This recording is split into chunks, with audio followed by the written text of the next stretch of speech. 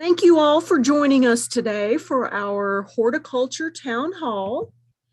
I did want to just show you the map of coverage areas. If you ever have a question related to anything gardening or horticulture, please reach out to the person nearest you. We do have a lot of openings right now, but feel free to reach out to any of us, even if we aren't in your specific area, and we will help you the best we can. I do want to mention that we are live streaming on YouTube right now, and you can also go to our YouTube channel to look at past snippets of different topics or to review previous week's town halls if you happen to miss anything. Okay, well, with that, I'm going to go ahead and stop sharing and turn it over to our moderator for today, which is going to be Jennifer Shooter. Thank you, Kelly, and welcome everybody to our town hall. And we're going to start, as we usually do, with Dr. Pat Guinan, our weatherman, and he's going to give us a weather report. Thank you, Jennifer, and good afternoon, everyone. Well, we just have one more day left of the month, so it's always nice to look back to see what we experienced during the month of September. And on the left are the departure from normal temperatures. It's going to go down as another warm month, a warm September, above average. You could see the numbers anywhere from generally about 1 to as much as 4 degrees above normal, especially across the western half of the state. A little bit more seasonable temps across the boot hill, but overall, those temperatures, when we add them all up and get the actual numbers coming in early October, we're going to see temperatures probably averaging about 3 degrees above normal. And just to provide a perspective, we have some great weather records that go back over 125 years. And so on the right here are all the Septembers going all the way back to 1895. And you can see, at least over the past decade or so, we've trended for warmer Septembers. In fact, 2019, just a couple of years ago, tied for being the warmest September on record. It tied with September of 1931. Here's 2021 with just a couple days left, or actually less than 2 days, but this is through the 28th. And generally, the average temperature is running about 3 degrees above average for the state as a whole. And again, this follows the trend of what we've seen over the past decade, only 3 below average or cooler than average Septembers over the past 10 years. So we're following the trend with another mild September for 2021. Precipitation, we've actually been still a little bit dry. We haven't seen much since we last visited over the past week. Little to no precipitation has fallen. And so the numbers, there might be some over the next 36 hours with a more unsettled weather pattern. But as of this morning, these are the actual accumulated precipitation totals here on the left. Wettest areas are in west central parts of the state. These bluer areas indicating the higher precipitation totals. The lighter greens are the drier areas here up in north central parts of northwest Missouri and some pockets as we look across the rest of the state. On the right are departure from normal precipitation for the first 4 weeks of the month. For most of September, you can see below normal again, the driest conditions across north central, northwest, southwest, a little pocket here in south central and parts of the eastern Ozarks. Those green pockets were the exception to the rule where above normal precipitation was reported. These are actual rain gauge reports here in the lower left. You can see again, west central Bates, Vernon County, almost 7 inches just to the northwest of Appleton City. Most areas, though, here on the right, these are the driest locations below average. Only a third to generally 2/3 of an inch for the entire month so far. So again, up in the north central, northwest, Mercer, Gentry, Adair County, less than a half inch has been reported. And even here in Gasconade County, in east central Missouri, just south of Herman, they've only had 2/3 of an inch. So unless we get some significant rainfall over the next 24 to 36 hours, I don't think that's going to happen. September will go down as a warm and somewhat dry month this year. Current conditions on the left, this is from about 10 minutes ago. Upper left, this is from the Missouri Mesonet. These update every 5 minutes, but you can see these temperatures are much more above normal. Typically this time of year, towards the end of September, we average highs generally in the lower to middle 70s. And you can see already as of just before noon, they've been running above normal for high temperatures for the day, generally running in the upper 70s to low 80s statewide. And I think what you can really notice is how uncomfortable it has become over the past 24 hours. We've had a fetch of Gulf of Mexico moisture work its way into the state overnight, and those dew points have responded accordingly. Yesterday, they were generally in the 50s, but as of about 10 minutes ago, they're well into the mid to upper 60s, even some lower 70s. So uncomfortable conditions. This is more summer-like what we're seeing here at the end of September for today, and as well as we go into tomorrow. On the lower part is the forecast over the next few days as we go into the weekend. We are going to see, because of more cloudiness entering the area from the west and southwest, that'll keep temperatures from warming up as we go into Thursday and Friday. Min temperatures will stay still above normal with the clouds. Of course, that keeps those minimum temperatures elevated at night. But you can see over the next several days, that looks like the forecast for more widespread showers and even some thunderstorms. I think today, more scattered activity, perhaps across western and southwestern parts of the state, but that will start to impact the rest of Missouri as we go into Thursday. And that system is going to be a slow moving system that will bring us day-to-day chances of showers and thunderstorms, some welcome relief. We need some rain across much of the state. And those chances will increase tomorrow, and they will continue to be somewhat high chances for some widespread precipitation as we go into the weekend. I think by Sunday, the indications are that system will start to move to the east, and those rain shower chances will likely decrease as we go through the day on Sunday. The key takeaways: scattered showers and storms will be possible today. Those rain chances become more widespread as we go into Thursday, Friday, and in the first part of Sunday. And again, widespread, 1 inch to as much as an inch and a half, even maybe some of those localized areas who get the heavier precip could approach 2 inches. Again, that will be nice to help recharge that soil profile, which many of the topsoils across the state are very dry right now. And that rain will be over an extended period of time. So it'll allow some good opportunities for some infiltration into that soil profile with the rainfall. This is the forecast over the next 5 days. Again, some generous totals extending from Texas through Oklahoma, where it's been very dry over the past week, or the past month, I should say, up into the central Kansas, central Nebraska, and that extends eastward, encompassing much of Missouri. These are totals, again, estimated over the next 5 days. Much of the state, it appears, according to this map, will receive anywhere from an inch to an inch and a half. Some localized heavier totals are possible. And this is the forecast for next week. So October, this will take us into the first week of October. I really don't see anything in regard to any freezing temperatures anticipated as we go through the first week of October. Much of the country, they're anticipating above normal temperatures. That includes pretty much all of Missouri. Perhaps more clouds and an upper level low, bringing below normal temperatures across the southern plains and into Mexico. And then on the right, it looks like we perhaps could be sandwiched in between systems. Maybe some drying opportunities, especially if this forecast for heavy rain over the next few days verifies, but some drier, enhanced likelihood of below normal precip extending from the northern plains, much of the northern U.S. right down into Missouri, wetter conditions to the east and west of Missouri. Jennifer, that's pretty much a weather report. Thank you so much. I'll hand it back over to you.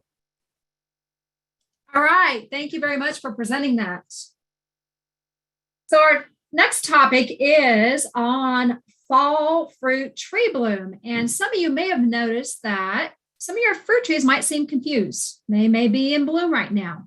Well, Kelly McGowan is going to tell us about fruit trees being in bloom now.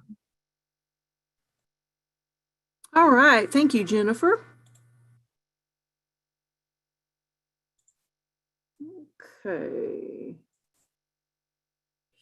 Okay, so every year we get at least 2 or 3 questions in the extension office about someone's fruit trees that have started to bloom, and they're wondering why that's happening. And of course, fruit trees typically will bloom in the spring, and that is their normal time to bloom. But sometimes they bloom this time of the year. And we actually seen some of our horticulturists on the call today actually seen this particular tree yesterday in bloom, and we thought it would be a good topic to discuss with you today. Now, you can see a couple of things going on with this fruit tree here. For one, it doesn't have any leaves on it. And whenever I see a tree like this that doesn't have any leaves on it, and all of the trees around it, while they're not fruit trees, look perfectly normal, first of all, that's telling me that this tree is under stress of some sort. And you can see the blooms on the tree here. So what could cause something like this to happen? Well, it's not common, but it does happen occasionally. And this can happen during the normal flower development stage of that particular tree, especially if there's drought stress during that time. It can cause any developing flower buds to not finish their development and kind of go dormant for a period of time. Other types of stress can cause this to happen as well. If there has been periods of too much rain, or there's been some kind of damage to the trunk or the root system, any flower buds that are starting to develop will they'll just kind of go dormant. They won't finish their development on that particular tree. And then as we get into late summer and the weather starts to be more cooperative, it will trigger those flower buds that didn't finish developing in the spring to start to bloom in the fall. Also, the shorter day length that we have in the fall kind of mimics the spring day lengths and can trigger those dormant flower buds to start blooming as well. So again, this isn't common, but it does happen occasionally. There's just things that cause the chemical reaction inside of those flower buds to bloom at the wrong time of the year. And you can kind of see here, this is kind of a phenology of fruit tree flower buds. And,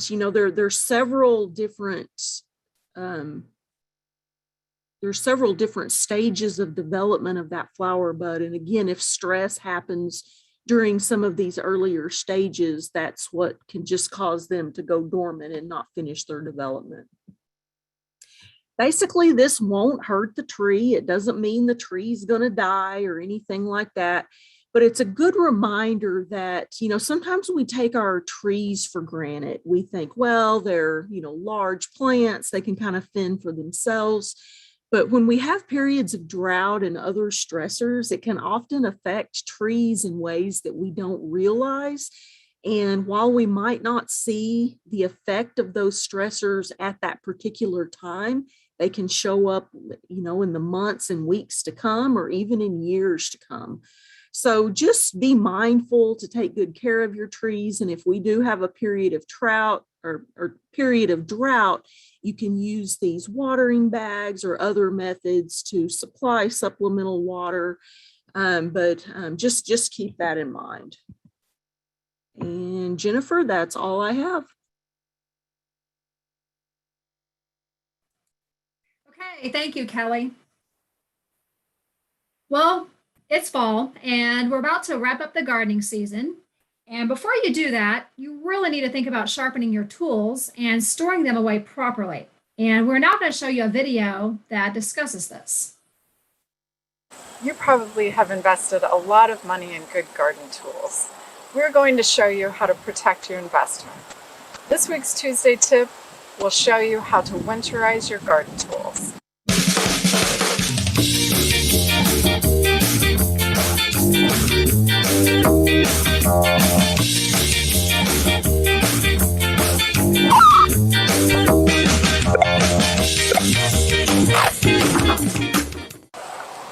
Hi, I'm Crystal with MU Extension Master Gardeners. Today we're at the historic Atkins Johnson Farm in Gladstone. where master gardeners maintain a demonstration plot. Keeping your garden tools clean is nearly as important as keeping them sharp and ready to use.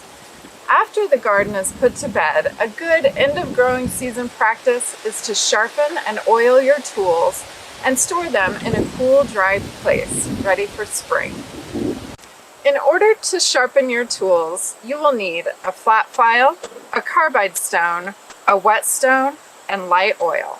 Let's start with a favorite spring tool, the shovel. A sharp, clean shovel is much easier to use and reduces damage to soil and plants.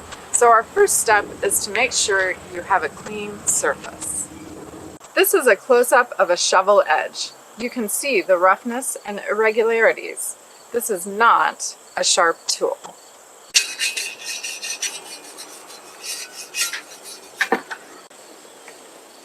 To sharpen a shovel, we use a flat file. The object of sharpening is to remove the uneven parts of the edge.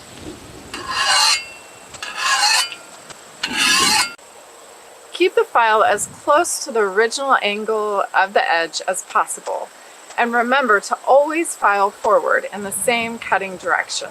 Never pull a file back. Once the shovel is sharp, apply a thin coat of light oil to keep the rust at bay, and store the tool until ready for use. The garden hoe and trowel edges are sharpened the same way as the shovel edge using a flat file. We all probably have more than one set of pruning shears. Working with a sharp pair of pruning shears is much better for your plants than working with a dull tool. Anytime you see nicks or deep scratches in the blade, or it does not cut through, it's time to sharpen. Pruning shears come in two types, bypass and anvil. This type is called bypass because the one blade passes the other to make a cut. Sharpen the blade using a carbide stone, moving the blade across the stone in a smooth, even motion from the inside to outside, not from front to back, like a file. Usually as few as 5 passes are needed to put an edge on the blade. You can tell the blade is sharp when there's new shiny metal all along the edge of the cutting side. Now turn the cutting blade over and take off the burrs from the sharpening process. This usually only requires 1 pass. Lightly coat the blade and tool with oil and store until ready to use. This is an anvil type shear. The lower jaw remains stationary while the cutting blade closes on the lower jaw to make the cut. To get the best edge on this type of tool, it's necessary to take the cutting blade out of the tool. You will be using a whetstone to sharpen this blade. Dismantling the tool is pretty simple. Pay close attention to how you dismantle the shears, keeping the parts together. Once the blade is free, oil a whetstone and sharpen like a knife. Sharpen both sides, maintaining the original angle. Clean the anvil portion of the tool. Reassemble and lightly oil all moving parts. Loppers and hedge trimmers are nearly always bypass tools, but because of their size can be sharpened with a file using that same front to back motion we used to sharpen the shovel. Sharpened tools are just that, sharp. Be sure you cut what you intend to cut, not your fingers. A few minutes spent keeping tools clean and sharp will add years of use to your tools.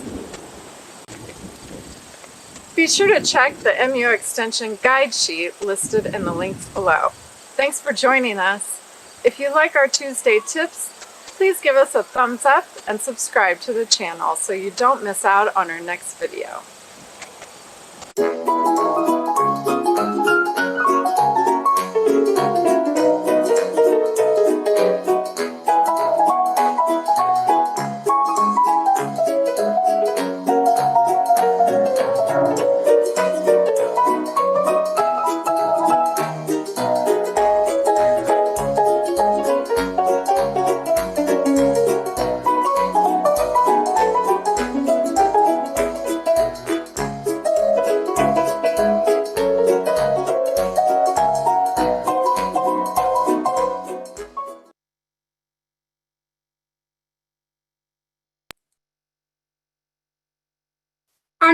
topic is on nuts, and Katie Kamler is going to tell us the difference between chestnuts, buckeyes, and hazelnuts.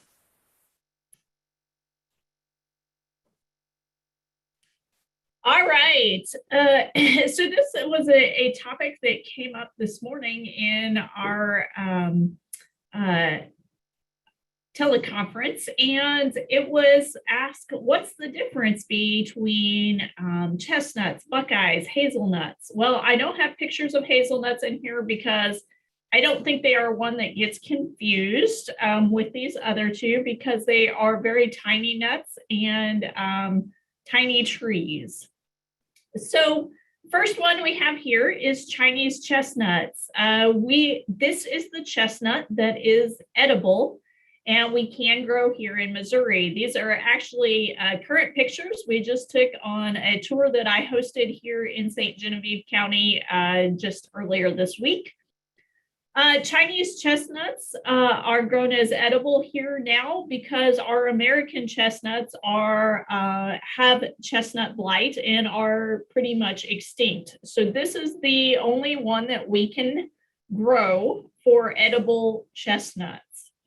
As you can see, they're called burrs on the tree. And those burrs open up and can have 3 to 4 nuts in them. So on the right-hand side, you can see the actual chestnuts. They have flat sides and are uneven shaped because of the multiple chestnuts in the burr. Those burrs are as prickly as they look. I've worked with this grower since I started with extension, and I remember the first time he brought one in with an insect issue in the burr. And my first thought was, wow, who originally thought that they wanted to open up those burrs and mess with those in order to get those nut meats out? They are prickly and very nasty to deal with. But it is a viable commercial crop. And the cool thing is, I believe it's this weekend, they are having a chestnut roast at the Horticulture Resource Station in New Franklin. So if you want to give them a try and check out those trees. Also, one thing to look at here too is the leaves. They have serrated edges, and they are a single leaf. So remember that single leaf, because buckeyes do not have single leaves. They have what's called palmate leaves. So a palmate compound. So if you think about your hand and your fingers coming off of your hand, those 5 fingers make that palmate compound leaf. We have lots of different kinds of native buckeyes to Missouri. So I took a picture this morning. I have a master gardener that brought in the red buckeyes. The red buckeyes are the ones that are red color in the picture on the right. And on the left is Ohio buckeye. Both of those native trees. The red buckeye, the top picture shows that red bloom. It is a small shrub type or small tree. They are well known for their red blooms in the springtime. They are a food source for early traveling hummingbirds, and make a beautiful landscape addition. And then, of course, in the fall, they also have cases with buckeyes in them. Typically, there are only 1 buckeye in those cases, and they do not have those sharp, spiny burrs that the chestnuts do. So at the top, the red bloom is the red buckeye. On the left, this kind of greenish yellow bloom is actually Ohio buckeye. Those can get to be very large trees, and are another neat addition to landscapes. We also have lots and lots of other horticulture varieties of buckeyes out there. It really just depends on what you're looking for as far as bloom color, because they could be pinks, they could be yellows. Size of tree also matters. And sometimes that term, sometimes these are also called horse chestnuts, or it also that same type of different names. So it's always important to know what you're talking about. These are not edible. And so while they look very much like those Chinese chestnuts, they are not edible. They can be toxic, but squirrels do like them. So these are once again, these varieties are native compared to the Chinese chestnuts. Hazelnut was also mentioned. Hazelnuts are shrubby type tree. They are typically an edge species. They are native, but they have very tiny nuts. And most of the time, you're not going to get a harvest off of them for you because the wildlife is going to find them way before you get to them. That's all I have. All right, thank you, Katie. Well, some gardeners like to grow vegetables as long as they can, and some even do that into December near Christmas using season extenders. And Justin Kay is going to talk to us about how to extend the season. Thanks, Jennifer.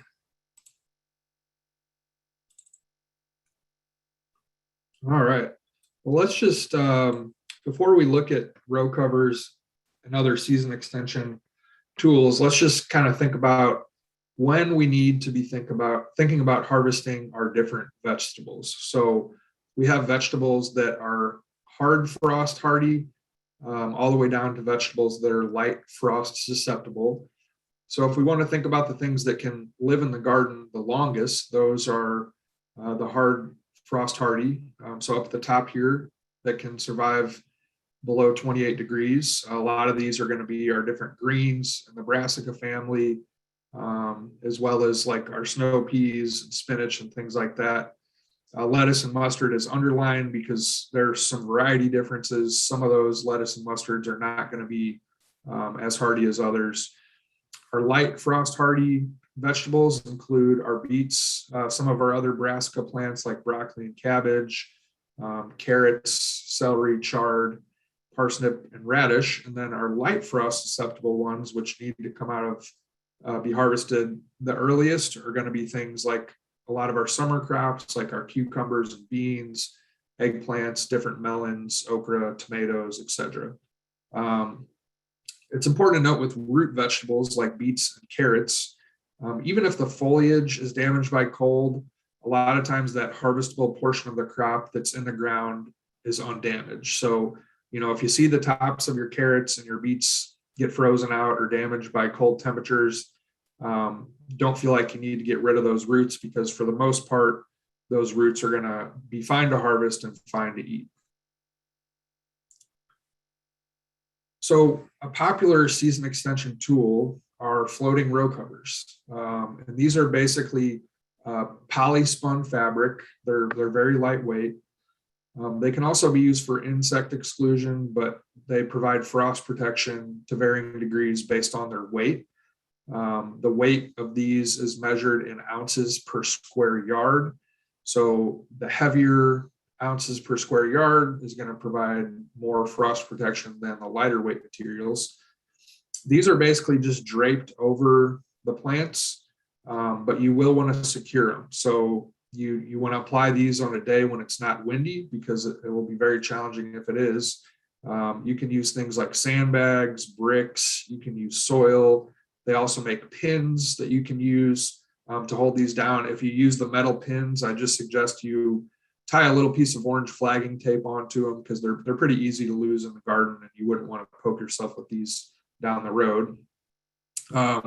They do affect light transmission, so the lighter ones are going to let more sunlight in, and the heavier ones are going to let less sunlight in. Because they do block a little bit of sunlight, they can slow the growth down. So if you're going to use these floating row covers without support, just draped over the plants, you wouldn't want to use them on anything like tomatoes or eggplant, or big stemmed crops like that. They're more for our greens and our lettuce and our lower growing crops. You can use hoops. You see in the rear of this picture, There's some hoops there. So you can use, for instance, I've seen folks use like 3/4 inch PVC, just kind of bent and stuck in the ground. They also make wire hoops that you can pre-buy that are already formed up to size. They're a heavy gauge wire that's formed in its own hoop. So you can purchase those hoops to kind of keep it off of the crop a little bit, if that's something you want to do. There are also slitted plastic row covers. These definitely do need to be supported. Basically, it's a lightweight polyethylene material, and then those slits provide some ventilation. So if you were to use plastic that did not have slits in it, you're going to create really high humidity conditions. You're going to need to work to vent them regularly, or you're going to encourage a lot of fungal diseases under there. These generally don't provide quite as much frost protection as some of our fabric row covers, but they are an option as well. It's important to note that these can heat up very quickly. So if you put these on too early in the fall, you can run the risk of burning up the crop that is underneath those. With row covers, just recognize, you don't want to set it and forget it. It's good to keep an eye on that crop underneath the row covers every once in a while. So, you can have insect populations build up under those row covers, especially our non-flying insects. If you're putting the row cover on there, you're excluding a lot of the flying insects, which could include some of our predators as well. So you can have insect populations, pest populations build up under those. They do also provide a nice, warm, cozy place for rodents. So you might want to keep an eye on that. You could put out some mouse traps and things like that to control those. And I mentioned the elevated humidity in the plastic tunnels that can cause some issues with foliar and fungal diseases, both in the leaves and the roots. If you are using the plastic low tunnels, you will still need to irrigate those. With the floating row covers, the great thing is that the moisture from rainfall can still penetrate through those row covers and get down to the soil and to the roots. So that is all I have on that.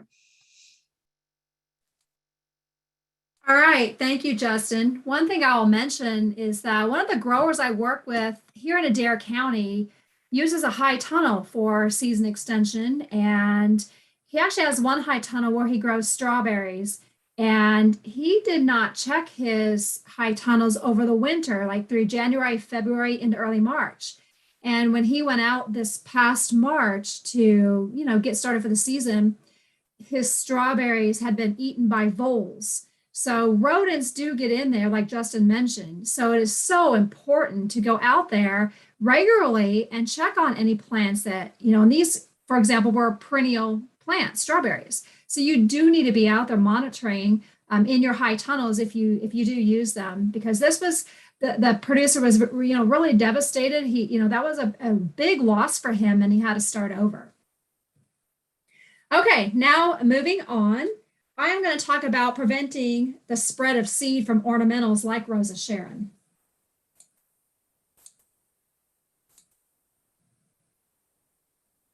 Okay, so some of you probably have Rosa Sharon plants and allium, plants in the onion family.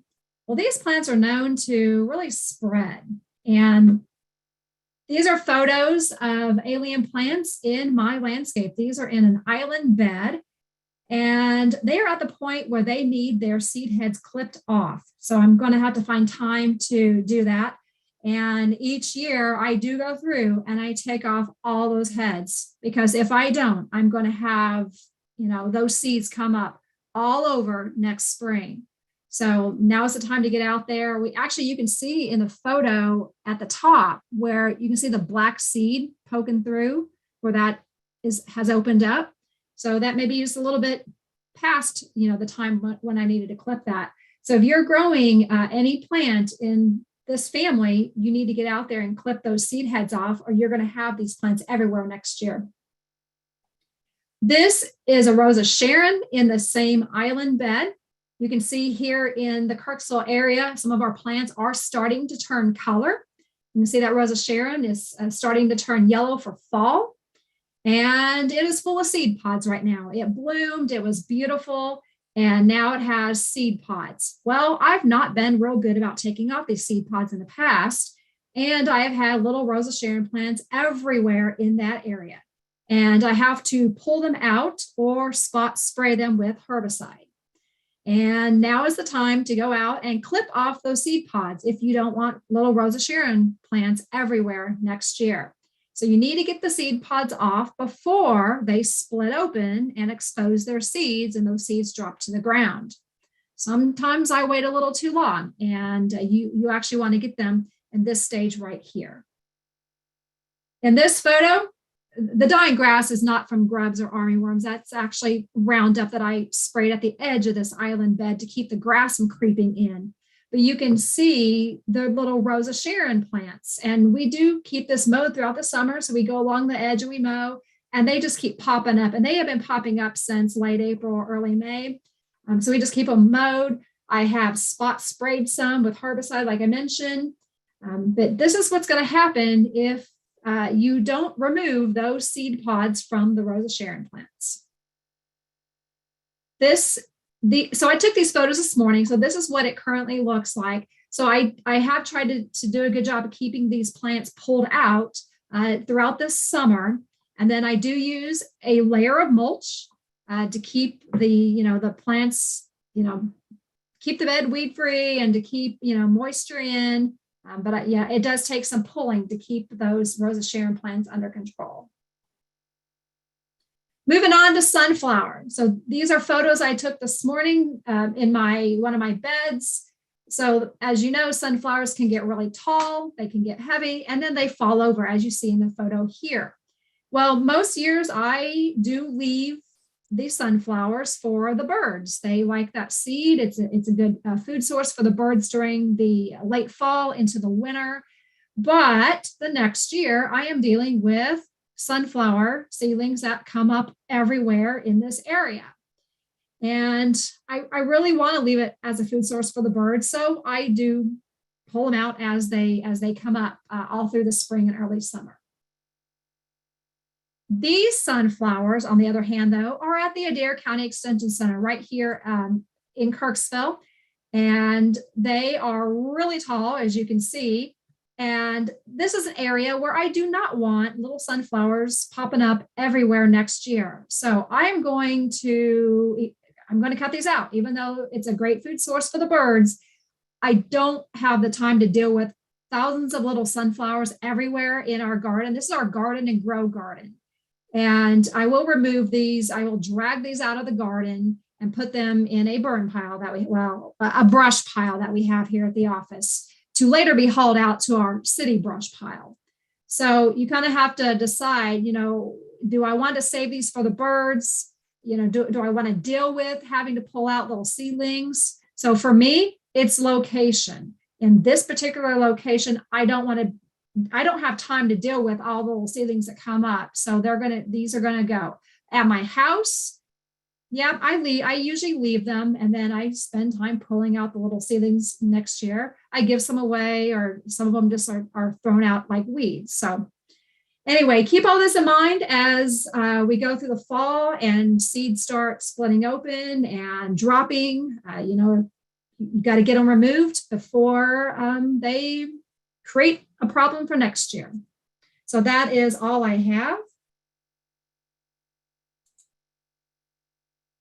So moving on to our next topic, it is on fall annuals, and Donna Oftenberg will tell us about that. Thank you, Jennifer. So Justin talked about extending the vegetable season earlier. So I've decided to talk about extending some of the bloom time also. And we're going to talk about planting things that will extend into the fall. And these are flowers that can handle cooler temperatures, and in a lot of cases can tolerate the lighter frosts. And in some areas of the state, they might even overwinter. And so we're going to cover 10 of them. Computer doesn't work. And there we go. So the first one is pansies. Pansies happen to be one of my favorite flowers For Southeast Missouri, we can have them blooming all winter long. And so for us here in the southeast part of the state, planting them now is a really good idea. That way you have prolonged fall bloom. And then the plants in the spring, the pansy plants in the spring are amazingly bigger, and they do better, and they have a lot more blooms. So depending on where you are in the state, you might be able to get them to overwinter, or you can just get extended season. Snapdragons are another annual that do well in cooler temperatures. And so if you can find them locally, now would be the time to be planting them so that you can get extended bloom time. Now, I will make that disclaimer about all of these. It is dependent on the availability in your local garden centers, retail stores. Some growers don't even grow in the fall, so you may have a hard time finding these, but just be aware that for future reference, you can actually start these back in the end of June into July for fall plants. Another one would be ornamental cabbage and kale. These provide a lot of impact in the garden because they do have a lot of color. The heads get quite big. And so you can have a very attractive planters or landscape beds by incorporating ornamental cabbage and kale. The one thing I will say about this is that the cabbage loopers and any insect that would traditionally affect your cabbage, broccoli, cauliflower in the garden will also affect these ornamental cabbage and kale. So just be aware, you may have to treat them with BT or what we call Bacillus thuringiensis. It's a bacteria that only affects caterpillars. For these type plants in the brassica family, it is, that is the best thing that you can be applying. Another flower that is great for cool temperatures is dianthus. And these commonly will reseed themselves. So if you've had a dianthus previously, you could get spotty bloom in the fall because they tend to be photoperiodic, which means they're going to bloom based on the hours of light. There are lots of different dianthus out there. So you can actually start to seed once again back in June or July to get plants now. But once again, they are going to be frost hardy, and they do very well, usually creating a little mound over the winter for spring bloom. Sweet alyssum is another one, and this one is a great plant for late fall and early spring for pollinators. Pollinators happen to love it, but it's easy to start by seed. You can commonly find it in garden centers. It's just a really great low growing addition to have. It comes in pink, it comes in white and purple. So awesome little plant. Nasturtiums happen to be one of my favorites. This one has speckled foliage. You can also get them with just regular green foliage. And then of course the blooms can be the salmon color, the red color, yellow. There's like a pale peach, a cream color, lots of different flowers. And then what I also like about nasturtium is that you can get climbing varieties, you can get dwarf varieties, just a lot of different features with this plant. And once again, it handles our cooler temperatures really well. And for kids, the seed is bigger, so it's easier to handle. So if you have little children that want to help you plant, this is a great one. Another one is calendula. A lot of people call this one pot marigold. But once again, it thrives in the cooler temperatures. It's also considered an herb, so I believe it has edible flowers. But once again, I think they have vibrant colors. They have double blooms, single blooms, just lots of different features that make this a good selection.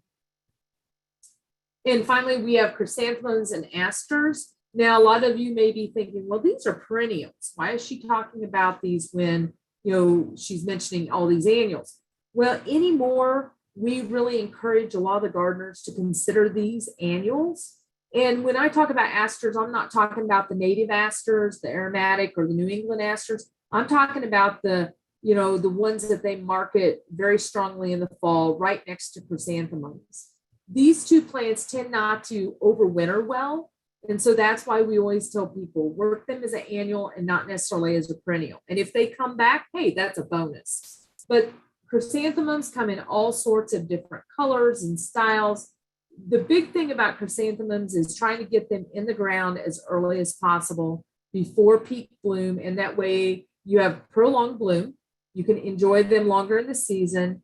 And the chance of them coming back is greater. Asters, same way. You want to get them before they're in peak bloom.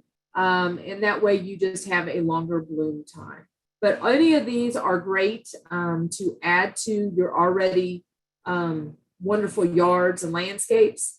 I know that a lot of them are starting to look a little rough at this point. So a little burst to bloom by planting some of these would be a great addition.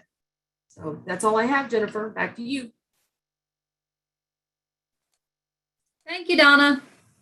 All right, moving on.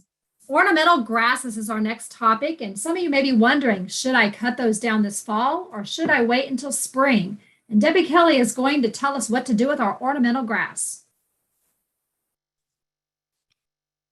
Yes, so I have some ornamental grasses in my yard. I wasn't a big fan of them, but I am now. So there are all kinds of ornamental grasses. And when I'm done talking, I'll drop into the chat box a couple of different links to some different ornamental grasses and publications about them, where you can see all kinds of different varieties of these grasses. They come in all kinds of different colors, predominantly green for the leaf, of course, because they're grasses, but the plumes at the top can come in varying colors, and then it can also be variegated for those leaves as well, for those blades. So here is my ornamental grasses. They are a zebra grass. And so what I've done is my neighbors have a tendency to put up white fences, and I like the ornamental grasses against it simply because it helps to block that glare of the white of the fence when I'm standing. My kitchen faces this direction, and at certain times during the afternoon, that white glare of that sun off of that fence to my house is really bright. So I've added ornamental grasses there to help cut that glare. And I took these pictures this morning so you can see the bottom portions of the grass are starting to turn a little brown. I haven't been watering, so ornamental grasses can tolerate a little bit of drought, but they do like to have their moisture as well. You can see the top right, the different specks that are on there because it looks like a stripe. So it's called the zebra grass. And then the zebra grass has a tendency to have these really nice white plumes that you can have. Now, my plumes, if you look at them, they don't look as white. And that's because they've just recently started setting their plumes to actually start blooming and come open. So as we're looking at the maintenance of these, and this is a close-up picture, so you can see the coloration of mine is a little bit darker for those plumes. There's always that question, when do we cut back our ornamental grasses? And so my mom doesn't like the look of the grasses. She thinks they kind of look unsightly. So she'll cut them in the fall as soon as they all start to turn brown. I like to keep my grasses there. It adds a nice variety to the landscape, especially during the winter when we don't have leaves and green coloration, even though the grasses are brown, but they're flowing through the wind. It's a nice place for small critters to hide or to nest in perhaps and disappear in the spring. But I really like to have my ornamental grasses still flowing throughout the winter. If we look at some of the ways of maintaining this, most of the publications that we see, almost all of them, will say to cut back your ornamental grasses in late winter or early spring to remove all of the old grasses and all of the plumes. Most of our ornamental grasses are going to be clump forming, which means that if they're growing in a clump, in order to divide them, you really need to do it from that clump itself. And you need to do that on a regular basis to keep that particular clump young, active, growing nice, looking nice is what they say. And so then other things that you need to do is as the clump starts to get older, the center part of that clump has a tendency to die back. And so my mom's ornamental grass was dying in the middle. So it was an older clump. She didn't like that. So she wanted a lot of it cut out. So it's really hard to divide these clumps of ornamental grasses, but we eventually got it. So that's where I got all of my starts from. So if you divide it out, it helps you to keep that clump that's still there looking nice and fresh. When you actually divide, depends a lot on the species, the soil fertility, and the exposure to the sun, and how well and how fast it actually grows. If there's nothing in particular for that particular variety or species of ornamental grass, you want to make sure that you divide them about every 3 years, which is kind of the rule of thumb. You want to do them in late fall or early spring, before, when the plant is dormant, before they actually really start growing. If you notice this close-up picture of one of mine, it looks a little top heavy. We've had some heavy winds blow through here a couple of days ago, so it's starting to fall down. So it's looking a little unsightly. So what I'm going to do within the next couple of days, and I would do this anyway after after they start to turn brown, when they naturally would start to fall, or at least mine do. I'll take some twine and I'll go out there and with long sleeves, because especially this particular variety will actually has like little sharp edges on its sleeves. And so I'll kind of clump them up, make them stand up, and then I'll tie that twine around them and tie it loosely enough so that they have freedom to still flow in the wind, but enough to keep them upright so they still look nice. And then you can see those plumes as they're floating through the sky or through the atmosphere during those winter times, when it looks really nice, in my personal opinion. So in general, that's what it is. And like all grasses, they have a tendency to want a little bit of that moisture, and they like to be fertilized as well. That's what I have for the ornamental grasses. Thank you, Debbie. We have a few minutes left, so would you like to talk about what's in bloom, or should we wrap it up? It makes no difference to me, whatever you might like to do. I am going to drop into the chat box here the 2 publications on ornamental grasses, so folks have that. I can go and just share. Go ahead. I'm sorry, guys. This is Justin. We did have a couple questions in the chat box. If we want to answer those now, or we can wait till later. Go ahead. Let's go ahead and answer those. Okay. So one of the questions was in regards to oiling tools and what kind of oil should be used. So a common oil used on garden tools is boiled linseed oil, which is derived from the flax plant. So for applications where the tools are coming into direct contact with food, that boiled linseed oil is generally recommended. It can be used on metal parts. It can also be used on wood parts to help preserve as well.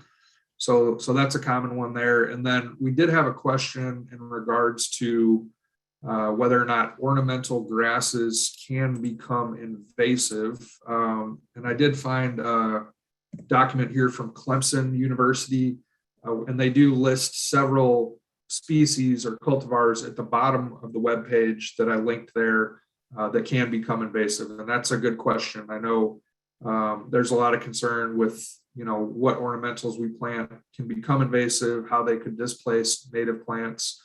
So that was a good question submitted. And if you have concerns about that, feel free to check out that webpage there. And that looks like all the questions we have so far. Okay, thank you, Justin, for answering those and telling us a little bit more. So Debbie, we have about 6 minutes. Do you want to show us some things that are in bloom? Sure, I can go ahead and start. I've got a number of different flower plants there. Let me see, I think I pulled up the wrong one, so you guys have to excuse me, I apologize.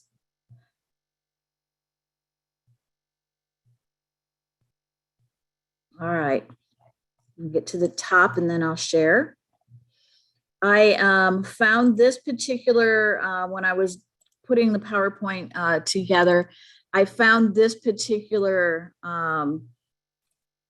in design in the PowerPoint software that can suggest different types of slides that you could use. And I saw this in that design and I was like, oh, that's really cool. I want to share that just to let you know that there's lots of different things that you can do when you're creating a PowerPoint presentation.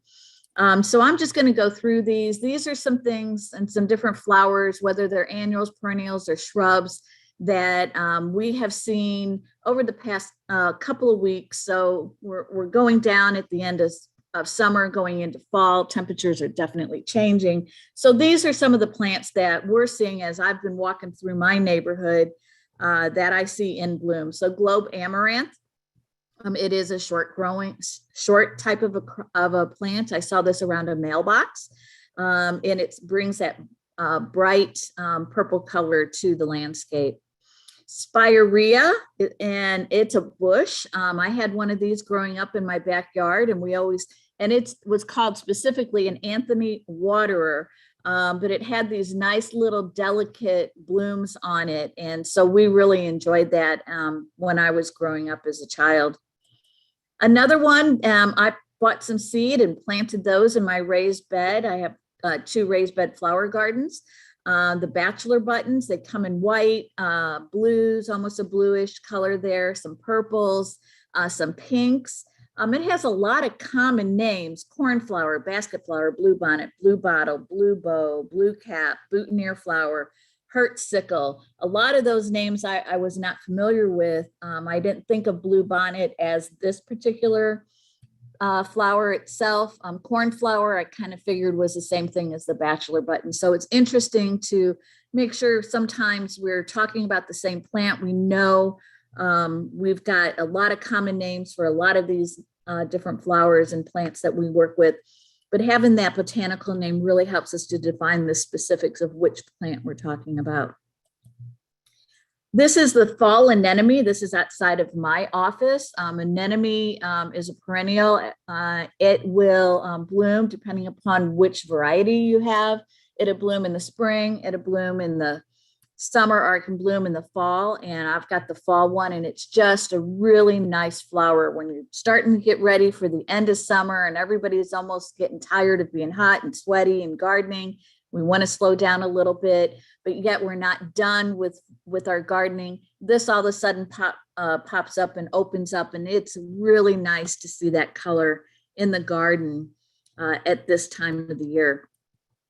We have the black-eyed Susan, which is also real common. A lot of us are familiar with that particular plant. Cannas have been in bloom. They're a late summer, early fall blooming. And I see this as a real strong standout type of a focal type of a flower in a landscape. And it comes in different colors as well. And it's a bulb. It can, in protected areas, I know that it can keep in overwinter, but if it's not in a protected area, you might want to go ahead and dig that up and then replant it again in the spring. Portulaca, or rose moss, it comes in lots of different colors. I think of it more of a summer plant because it's got that thick stems and can tolerate a lot of, not a lot. If it's missing water, it doesn't hurt it as much because of those thick leaves. But rose moss comes in all kinds of variation of colors, and they're really pretty to have as well.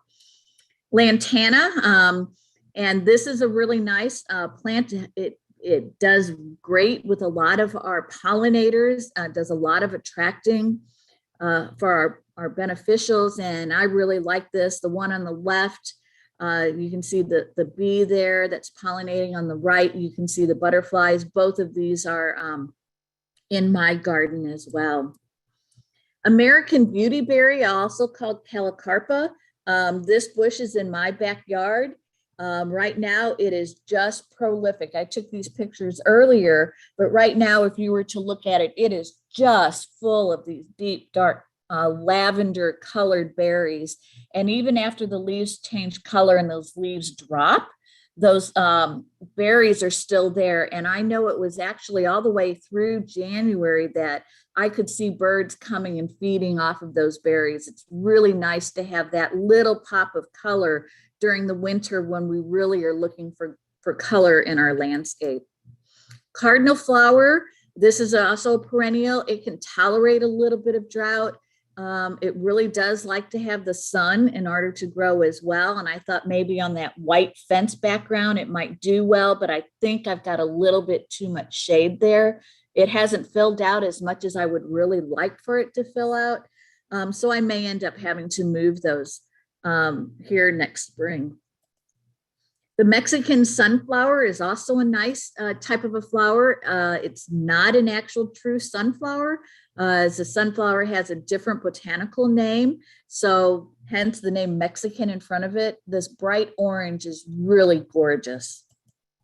And here's our typical sunflowers. And Jennifer mentioned those as far as what you want to do with these annual sunflowers. If you want to leave them out and let the birds get to them, potential have some volunteers coming up next year. Lots of different colorations. You can see the top right one and how it's got the lighter yellow, and then it goes into a deeper, more orangish yellow, and then that brown center. I think that sunflower is simply gorgeous. Zinnias are, of course, lots of colors, and they're still blooming in my raised bed on the side of my house. A lot of different kinds of zinnias, tall, short, whatever you might want. Gobs of them that are blooming still all over throughout my neighborhood. Aster, and this is what Donna mentioned, both of these are natives. The bottom right, I got off the Department of Conservation's website, and that is a perennial one, native to Missouri. It can grow up to 6 or 8 feet tall. The one on the top is actually in my little wood garden in the corner of my backyard there. It's also a native because I purchased that from a nonprofit organization in our county that does a lot with native plants. And that's all that I have at this point. Thank you, Debbie. I'll now turn it back over to Kelly to wrap us up. All right, thank you, Jennifer. Well, let me share this. This is our last weekly town hall. In October, the 20th will be our next town hall, and we will be doing once a month town halls at that point. So make sure to join us for these monthly town halls, and thank you for joining us all summer. And with that, we will go ahead and adjourn and have a good rest of the day.